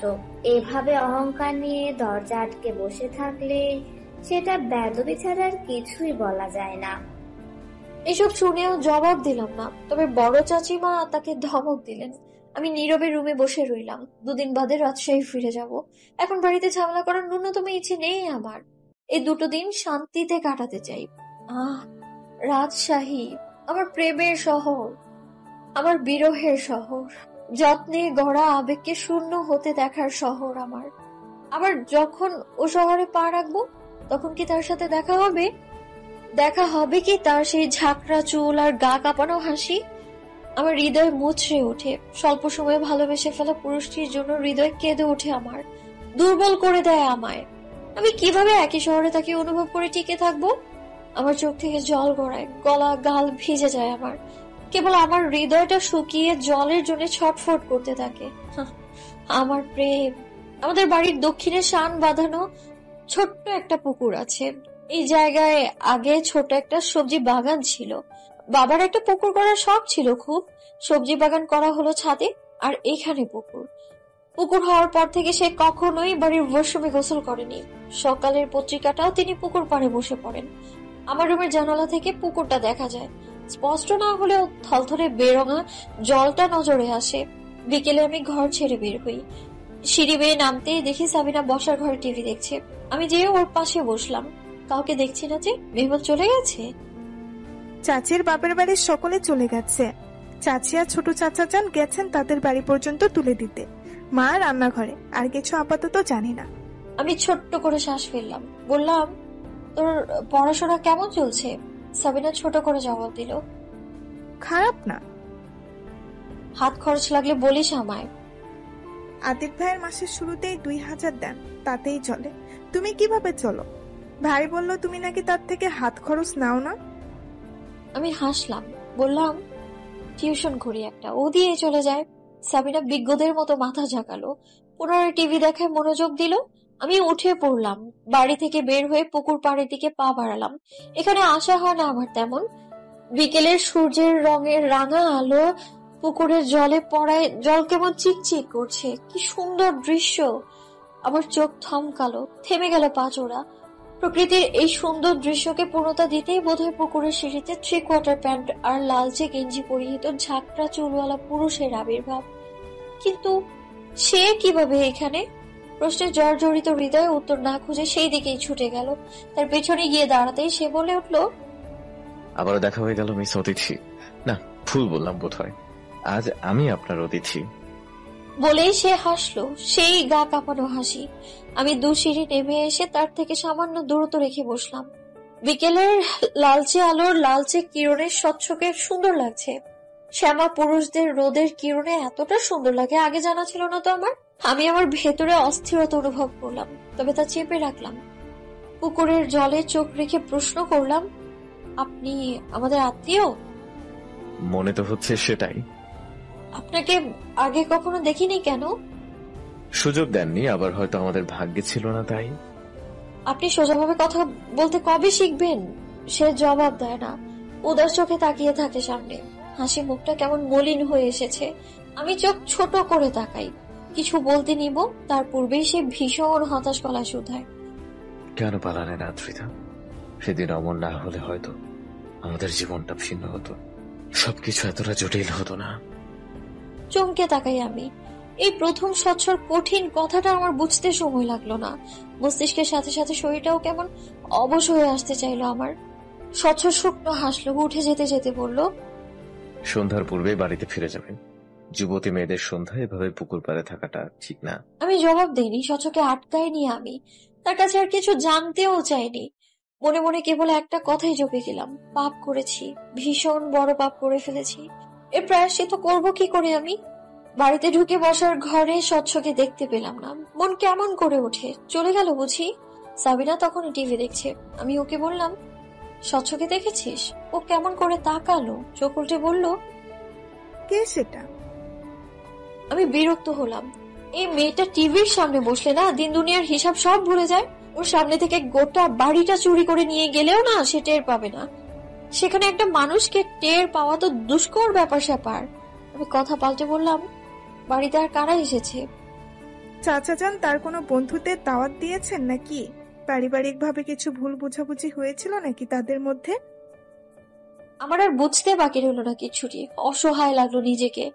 স্বচ্ছদের বাড়িতে স্বচ্ছর মায়ের আমার আচরণের কারণটাও বোধগম্য হলো। এমন একটা কাজ করার পর আমাকে আর অপছন্দ হওয়াটাই তো স্বাভাবিক তার। আর স্বচ্ছ, সেও কি আমায় খুব বেশি অপছন্দ করে? আমার চোখ জ্বলতে শুরু করলো, কান্না পাচ্ছে খুব। সেদিনের হুট করে নেওয়া সিদ্ধান্তের জন্য আজ কতটা ভুগতে হচ্ছে। স্বচ্ছর সাথে আমার পুনরায় দেখা হলো সন্ধ্যায়। পুরোটা বিকেল সে কোথায় ছিল জানা নেই আমার। বসার ঘরে সকলকে সন্ধ্যা নাস্তার জন্য ডাকা হয়েছে। কোনো সময় আমি সবার আগে চলে এলেও আজ এলাম সবার শেষে। স্বচ্ছ আর তার মায়ের সামনাসামনি হতে অস্বস্তি থেকে ভয় হচ্ছে খুব। অনুভব করলাম আমার হাত পা কাঁপছে, চোখের পাতাও তীর তীর করে কাঁপছে। আমি ভয় পাচ্ছি, স্বচ্ছকে পুরোপুরি ভাবে হারিয়ে ফেলার ভয়। নিজের ছোট্ট বোকামোর নিষ্ঠুর পরিণতির ভয়। আমি এসে বসার ঘরের দরজার সামনে চুপটি করে দাঁড়ালাম। আশ্চর্যজনক ভাবে আমি আমার পরিবারের লোকদের চোখের দিকে তাকাতেও ভয় পাচ্ছি। অপরাধ বোধ হচ্ছে খুব। বাবাকে হেনস্থ হতে হয়েছে ভাবতেই বুকটা ভারী হয়ে আসছে আমার। এতটা নিষ্ঠুর কিভাবে হলাম আমি? স্বচ্ছর সাথে আমার বিয়েটা ঠিক হয় হঠাৎ করেই, কোনো প্রকার দেখাশোনা ছাড়া। স্বচ্ছর বাবার সাথে আমার বাবার বেশ পুরনো দিনের সম্পর্ক। কোনো এক কালে কাঁধে কাঁধ মিলিয়ে চললেও দুজনের মাঝে দেখা সাক্ষাৎ নেই বহু বছর। কিছুদিন পূর্বেই মাছের বাজারে হঠাৎ তাদের দেখা। স্বচ্ছর ফুপুর বাড়ি কাছেই, পাশেই। বোনের বাড়িতে বেড়াতে এসেছেন, তাই বাজার থেকে বড় মাছ কিনতে গিয়েছিলেন ভদ্রলোক। মাছ বিক্রেতা ছেলেটার বয়স 24-এর কাছাকাছি। বাজারের সব থেকে তাজা মাছগুলো পাওয়া যায় তার কাছে। বাবা সবসময় তার থেকেই মাছ নেয়, কাজেই ওর কাছে থাকা সব থেকে বড় মাছটা বাবার জন্য আলাদা করে রেখে দেওয়া হয়। আজ বেশ বড় একটা রুই এনেছেন। ভদ্রলোক অত বড় মাছখানা দেখে দাম জানতে চাইলেই মাছ বিক্রেতা ছেলেটা জানান। ভদ্রলোক ফের বলেন, তোমার বড় সাহেব কি মাছটা কিনেছেন? না কিনলে আমায় দাও, বোনের বাড়িতে যাচ্ছি, একটু বড়সড় মাছ নিতে পারলে ভালো হয়। ভদ্রলোক অপমান বোধ করেন। ঘুরে চলে যেতে নিলে বাবার সাথে দেখা। আলাপ বিনিময়ের এক পর্যায়ে মাছের ব্যাপার উঠলে বাবা তাকে মাছটা দিয়ে দেন। পরপর 2 দিন বাবার সাথে ভদ্রলোকের বাজারে দেখা হয়। চায়ের দোকানে বসে ঘন্টাখানেক আড্ডা হয়। আমাদের বাসায় দাওয়াত করলে ভদ্রলোক জানান অন্য কখনো আসবেন তিনি। তার অফিসের কাজে আজই ফিরতে হবে তাকে। বাবা কিছুটা দুঃখ পায়, এতদিনের পুরনো বন্ধুকে পেয়েও একবেলা খাওয়াতে পারলো না, ব্যাপারটা দুঃখজনক। বাড়িতে খাওয়াতে না পারলেও বাবার জোরে জোরিতে বাজারের একটা হোটেলে সকালের নাস্তা করলো দুজন। কথায় কথায় পরিবারের কথাও উঠলো। স্বচ্ছর বয়স হয়ে যাচ্ছে, বিয়ে শাদী করানো প্রয়োজন। বাবাও তখন চট করে আমার কথা বলে ফেললেন। মোটামুটি দুজনে নিজেদের মধ্যে সিদ্ধান্ত নিয়েছিলেন, কেবল পরিবারের সদস্যদের সিদ্ধান্তের অপেক্ষা ছিল। বড় চাচা মারা যাওয়ার পর থেকে যেহেতু বাবাই আমাদের বংশের মাথা, সেহেতু তিনি কারো পরামর্শ নেওয়ার থেকে নিজের মতামত জানানোটাকেই বেশি প্রাধান্য দিলেন। বাড়ির পরিবেশ তখন থমথমে। আমি কোনো কথা ছাড়াই নিজের রুমে ফিরে গেলাম। বিয়ে নিয়ে একটু শব্দ পর্যন্ত করলাম না। হিসাব নিকেশ করে 3 দিন পর মামার সাহায্যে বাড়ি ছাড়লাম আমি। কিন্তু সেদিন স্বচ্ছ রাজশাহী থেকে এসেছিল আমার সাথে দেখা করতে। গুরুজনদের মতামতে সে বিশ্বাসী নন। সে নিজ থেকে বিয়ের বিষয়ে আমার সাথে সামনাসামনি আলোচনা করার সিদ্ধান্ত নিয়েছিল। এই কথা আমার বাবা ছাড়া অন্য কেউ জানতো না। কিন্তু স্বচ্ছর কষ্ট করে আমাদের বাড়ি পর্যন্ত আসতে হলো না, স্টেশনেই আমার সাথে দেখা হয়ে গেল। ততক্ষণে বাড়িতেও জানাজানি হয়ে গেল আমার পালানোর কথা। স্টেশনে এক দেখাতে স্বচ্ছ আমাকে চিনে ফেলার কারণ একটাই, তাকে আমার ছবি দেখানো হয়েছিল। 1খানা নয়, 5খানা। বর্তমানে স্বচ্ছ বাবাকে এই প্রথম দেখলাম আমি। চেহারার গড়ন পুরোটাই স্বচ্ছ তার বাবার থেকে পেয়েছেন। স্বচ্ছর একটা বোন আছে, নাম স্নিগ্ধা। বয়সের দিক থেকে হিসেব করলে আমার ছোট হবে সে। ওদের বাড়িতে যখন গিয়েছিলাম তখন দেখা হয়নি আমাদের। মেয়েটা মিষ্টি, চেহারার ধরন অনেকটা স্বচ্ছর মায়ের মতো, গায়ের রংটাও তার মতোই। মেয়েটা 2-1 পলক আমায় দেখে চোখ ফিরিয়ে নিল। অস্বস্তি হলো আমার। পছন্দ হয়নি নাকি? বলছিলাম কিছু ভুল বুঝাবুঝি হয়ে গেল মাঝখানে, এখন সেটা নিজেদের মধ্যে গুছিয়ে নেওয়া ভালো। কি বলিস ইমতিয়াজ? বাবার কথা স্বচ্ছর বাবা তেমন একটা প্রতিক্রিয়া করলেন না, তবে স্বচ্ছর মা গমগমে কণ্ঠে বলে উঠলেন, যা ঘটে গেছে তা থাক না ভাইজান, পুরনো জিনিস ঘেটে দেখার কিছু নেই। তার কথায় স্পষ্ট বোঝা যাচ্ছে সে কোনো বোঝাপড়ায় আসতে চাইছেন না। হয়তো তিনি স্বচ্ছর সাথে আমাকে জড়াতে চাইছেন না কোনোভাবে। আমার জ্বলে ওঠা আশার আলো পুনরায় মৃদু হয়ে গেল। হয়তো খানিক বাদে ধাপ করে নিভে যাবে। মা বলে উঠলেন, তা বললে হয় নাকি বাপা? বাচ্চারা ভুল করবে স্বাভাবিক, ওদের ভুলটা শুধরে দিয়ে নিজেদের মাঝে দূরত্ব ঘুচিয়ে আনা অবশ্যই জরুরি। মায়ের কথায় সায় দিলেন বাবা। আমি তখনও চুপটি করে দাঁড়িয়ে আর চোখে স্বচ্ছকে দেখলাম। সে বরাবরের মতোই শান্ত। মানুষটা নিজেকে এতটা শান্ত কি করে রাখে? কোনো পরিস্থিতিতেই যেন তাকে টলাতে পারে না। আমি চোখ ফিরিয়ে নিলাম। বড়দের মাঝে অনেক কথা হওয়ার পর আমার পালাইলো। স্বচ্ছ মা সবার সাথে অনেকটা স্বাভাবিক ভাবে কথা বললেও আমার সাথে সেইভাবে কথা বললেন না। মুখের ভারী ভাব ধরে রেখে কথা বললেন, তোমার বিয়েতে মত নেই এটা বাড়িতে বলে না কেন? আমি ঠিকভাবে কিভাবে জবাবটা দিব খুঁজে পেলাম না। আসলেই তো কেন বাসায় জানালাম না? বাসায় জানানোর কথা তখন আমার মাথায় আসেইনি। রাগের বশীভূত হয়ে জ্ঞান হারিয়েছিলাম আমি। মাথায় যেটা এসেছে সেটাই করেছি। সাথে আমার অকেজ ও মামা তো আছেই। এই মুহূর্তে মনে হচ্ছে এত কিছু ঘটার কারণ কেবলমাত্র মামার সাপোর্ট ছাড়া এত বড় কাজ আমার পক্ষে করা সম্ভব ছিল না। বাড়িতে ফিরুক কেবল, মাছ কাটা বটি নিয়ে তাড়া করবো তাকে আমি। চুপ কেন? নড়ে চড়ে দাঁড়ালাম আমি, অসহায় দৃষ্টিতে বাবার দিকে তাকালাম। আমায় সাহায্য করার মতো পরিস্থিতি নেই, তাই সকলেই চুপ করে আছে। বাবার কথার বিপরীতে কথা বলার সাহস ছিল না। হঠাৎ করেই ঝোঁকের বসে বেরিয়ে পড়েছিলাম। একা নাকি কারোর সাথে? আমি ছোট্ট করে বললাম, মামার সাথে। স্বচ্ছর মা তাচ্ছিল্য করে হাসলেন। মামার সাথে নাকি প্রেমিকার সাথে? এই ধরনের কথা বললেই বুঝি সবাই বিশ্বাস করে নেবে। বর্তমানে ছেলে মেয়েরা ভালোই কাহিনী বানাতে পারে। তোমাদের বয়স পার করে এসেছি আমরা, তোমাদের পেটের কথা বুঝে ফেলার মতো ক্ষমতা আছে আমাদের। আমি স্তব্ধ চোখে তাকিয়ে রইলাম। এমন কিছু হতে পারে ভাবনার বাইরে ছিল। দেখলাম বাবা, মা, ভাইয়া তারাও অনেকটা স্তব্ধ হয়ে গিয়েছে। হয়তো তারাও ভাবেননি এমন কিছু বলবেন উনি। আমার চোখে ততক্ষণে জল চলে এসেছে। শেষে কিনা নিজের চরিত্রেও তকমা লাগিয়ে দিলাম। আপনি ভুল ভাবছেন আফা, মেয়ে তো আপনার বাড়িতেই ছিল, আপনি তো তা বেশ ভালো করে জানেন। তাছাড়া রাজশাহী পর্যন্ত তো আদ্রিতা স্বচ্ছর বাবার সাথে ছিল, হয়তো আদ্রিতা স্বচ্ছকে চিনত না, এই আর কি। বাবার কথায় স্বচ্ছর মা পুনরায় বললেন, আজকাল তো এমন ঘটনা অহরহ ঘটছে ভাইজান। প্রেমিকের জন্য ঘর ছাড়ছে মেয়েরা, প্রেমিক তাকে ফেলে চলে যাচ্ছে, মানুষের মুখে মুখে শোনা যাচ্ছে আজকাল এমন ঘটনা। মাফ করবেন ভাইজান, কিন্তু আমি এখানে এমন কিছু ছাড়া অন্য কিছু ভাবতে পারছি না। আমার বলার মতো কিচ্ছু রইল না। বাবাকেও দেখলাম কেমন নিভে গেছে। হয়তো তিনিও জোর দিয়ে কিছু বলতে পারছে না। এই প্রথম আমি বাবাকে হেরে যেতে দেখলাম। আমি তাকে হারিয়ে দিয়েছি পরিবারের কাছে, আত্মীয়দের কাছে এবং গোটা সমাজের কাছে। আমি সব সময় চাইতাম বাবাকে হারাতে, কিন্তু আজ বাবার এই হেরে যাওয়া আমায় বিধ্বস্ত করে তুলছে, ভেঙে গুড়িয়ে দিচ্ছে। আমি এইভাবে কখনো হারাতে চাইনি তাকে, না চেয়েছি নিজেকে এইভাবে বিলীন হতে দিতে। আমি জলে ভরা চোখে স্বচ্ছকে দেখলাম। সে এখনো আগের মতোই বসে আছে। সে কি আমার হয়ে একটা শব্দ বলতে পারতো না? পারতো না আমায় নিয়ে মিথ্যে অপবাদ থেকে রেহাই দিতে? হয়তো পারতো, তবে সেটা তার প্রয়োজন মনে হয়নি। আমি বোকা, মিথ্যে আশায় প্রদীপ জ্বালিয়ে বসেছিলাম। আমি এখানে দাঁড়িয়ে থেকে তামাশা দেখার আর প্রয়োজন বোধ করলাম না। ধীর পায়ে উল্টো ঘুরে চলে এলাম আমি। নিজেকে অপবাদ থেকে মুক্তি দিতেও চেষ্টা করলাম না। কি দরকার? অন্যের কাছে নিজেকে খোলাসা করা তো বৃথা। স্বচ্ছরা সেদিন বাদে পরদিন চলে যেতে চাইলে বাবা বাধা দিলেন। ভুল বোঝাবুঝির সূত্র ধরে তারা চলে গেলে বাবার অপমান বোধ বাড়বে ভেবে বাড়ির সকলে তাদের প্রাপ্য খাতির যত্ন করলেন। আমি রুম থেকে বের হওয়া বন্ধ করে দিলাম। কেউ অবশ্য এই নিয়ে কোনো কথা বললও না। কখনো ভাবি, কখনো সাবিনা এসে খাবার দিয়ে যায়। এর মাঝে অভাবনীয় এক ঘটনা ঘটলো। সেদিন বিকেলের কথা। কোনো কাজ না থাকায় অধিকাংশ সময় আমি ঘুমিয়েই কাটাই। ঘুমে কোনো ক্লান্তি নেই আমার। আমি যখন তখন ঘুম থেকে উঠে বারান্দায় বসে বইয়ের পাতা উল্টাচ্ছি। হঠাৎ দরজায় ঠক ঠক শব্দ। আমি বইয়ে নজর রেখেই বললাম, আয়। ভেবেছিলাম সাবিনা এসেছে। এমন সময় সাবিনা ছাড়া অন্য কারো আসার কথা না, কিন্তু কেউ এলো না। পুনরায় ঠক ঠক শব্দ। আমি কপালে ভাঁজ ফেলে উঠলাম। খানিকটা বিরক্ত হয়েছি বই কি, দরজা লক করা নেই, অযথা নক করার কি প্রয়োজন? উঠে গিয়ে দরজা খুলতে খানিক চমকালাম। স্বচ্ছ দাঁড়িয়ে, পাশে স্নিগ্ধা। এরা দু ভাই বোন আমার দরজার সামনে কি করছে? আশ্চর্য। বিকেলের মৃদু আলোয় পুকুরের পানি বেশ শান্ত ও উজ্জ্বল লাগছে।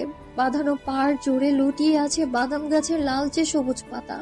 রোজ নিয়ম করে ঝাড় দেওয়ার পরেও তাদের খুঁজে পাওয়া যায় শান্ত পুকুরের জলে এবং তার পাড়ে। গতকাল মায়ের আচরণের জন্য দুঃখিত। স্বচ্ছর কথায় মৃদু হাসলাম। দৃষ্টি স্থির রেখে লঘু গলায় বললাম, এটা বলতে ডেকেছেন বুঝি?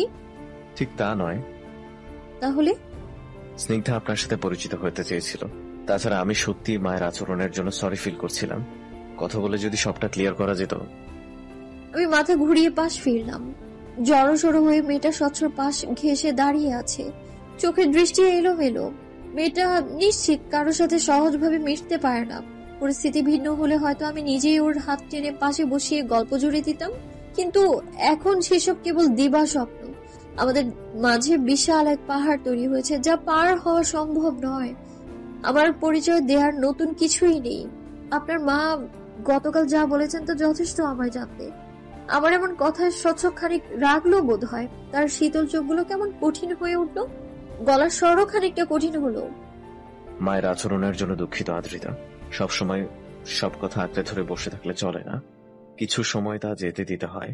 আশা করছি আপনি সেসব ভুলে যাবেন। আমার এত হাসি পেল, আমার এতটা অপমান করার পর বলছে সেসব ভুলে যেতে। এটাই কি সেই স্বচ্ছ যার প্রতিটা কথা আমি নতুন ভাবে আকৃষ্ট হতাম?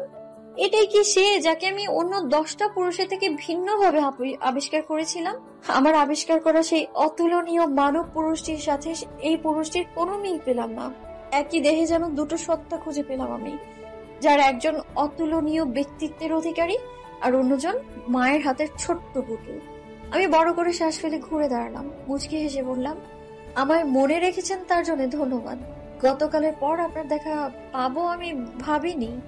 এখন যাওয়া যাক, মা নাস্তা রেডি করেছে আপনাদের জন্য। কথা শেষ করে দুপায়ে এগোতেই পেছন থেকে স্বচ্ছ বলে উঠল, পালিয়ে যাচ্ছেন? আমি হাসি মুখে জবাব দিলাম, কোনো অন্যায় করিনি আমি, তাই পালানোর প্রশ্নই আসছে না। আমি আপনায় এড়িয়ে যেতে চাইছি। আমি এইভাবে বলবো তা হয়তো স্বচ্ছ বুঝতে পারিনি, কাজেই কিছুটা হেনস্থ হলো বলে মনে হলো আমার। আর যাই হোক, ছোট বোনের সামনে কোনো মেয়ে এভাবে বললে সম্মানে আঘাত আসবে, এটাই স্বাভাবিক। বসার ঘরে আসতেই দেখলাম স্বচ্ছর বাবা মা দুজনেই সেখানে। আমার পিছু পিছু স্বচ্ছ স্নিগ্ধাকে দেখে স্বচ্ছর মায়ের কপাল কুঁচকে এলো। বাবা আমায় বললেন, কোথায় গিয়েছিলে? আমি স্বাভাবিকভাবেই জবাব দিলাম, পুকুর পাড়ে। বাবা এবার স্বচ্ছর দিকে তাকিয়ে স্বচ্ছকে ইশারা করে বললেন, তোমরা?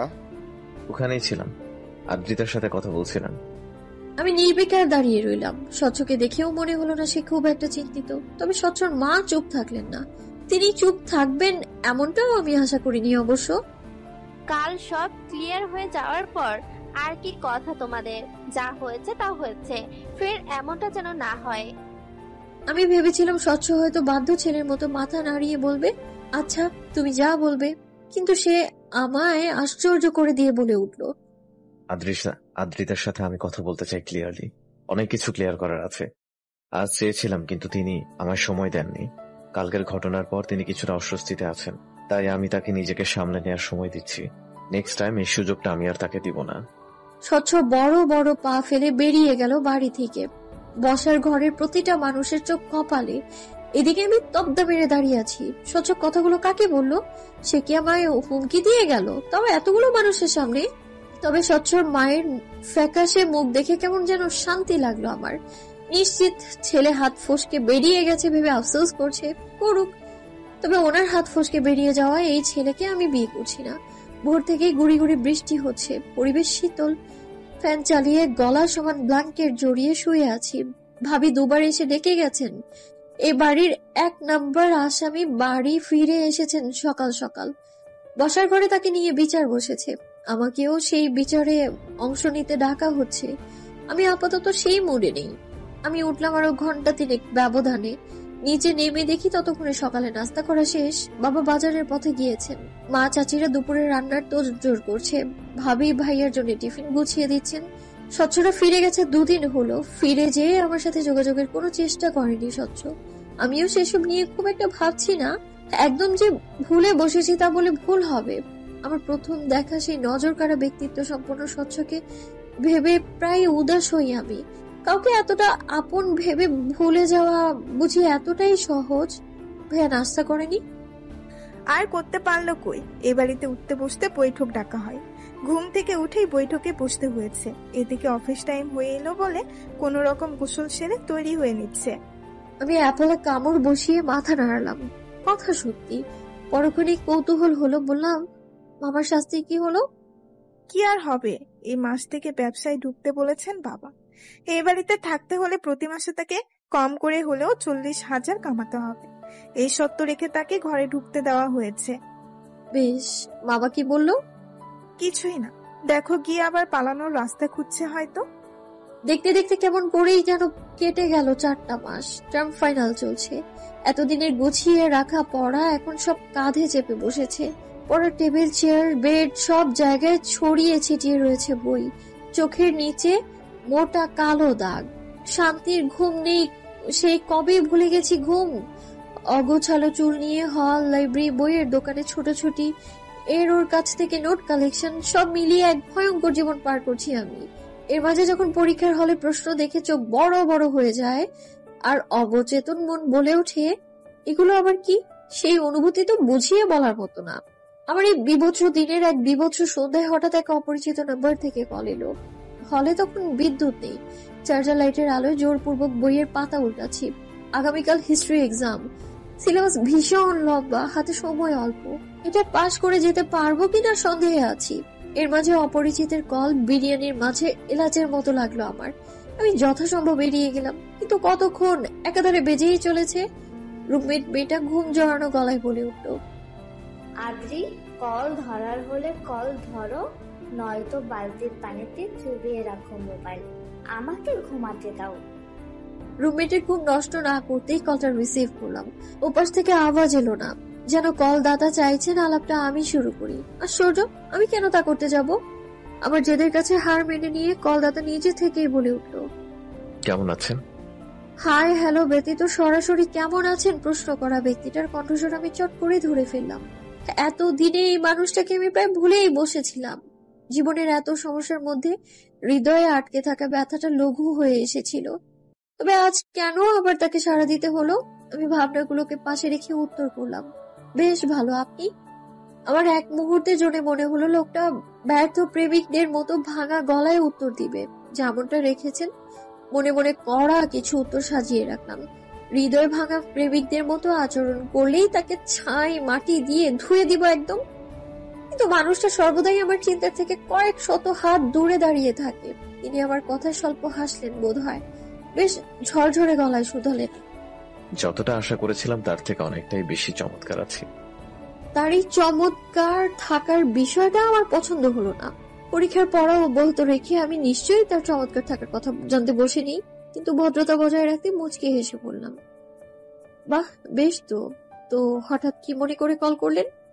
2 মাস যাবৎ দেশের বাইরে ছিলাম। ব্যস্ততার মাঝে 2-1 মিনিটের জন্য আপনি বিরক্ত করতে চাইনি, তাই আপনার সাথে যোগাযোগ করা হয়নি। আজ ফিরেছি দেশে, এখনো বাসায় পৌঁছাতে পারেনি। আপনার হল থেকে 4 মিনিটের পথ পার হলেই যে লাল সবুজ রঙের বাঁশের রেস্তোরাঁটা, ওখানে বসে আছি। দুপুরের খাবারটা খাওয়া হয়নি, এখন গরম ভাত আর গরুর মাংস খাবো। একা একা খেতে কেমন কেমন লাগছে, একজন সঙ্গী হলে খারাপ হয় না।